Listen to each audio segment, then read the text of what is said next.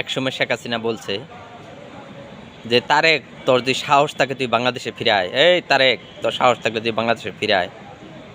আমি বলবো শেখ হাসিনা আপাকে যে তারেক বাংলাদেশে ফিরে আসছে, আপনি কোথায়?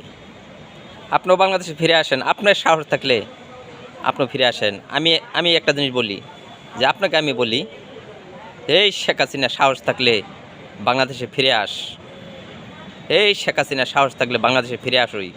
এখন তারেক জিয়া আসছে, তুই তারেক জিয়াকে যেমন বলছিলি যে তারেক বাংলাদেশে ফিরে আয়, সাহস থাকলে ফিরে আয়।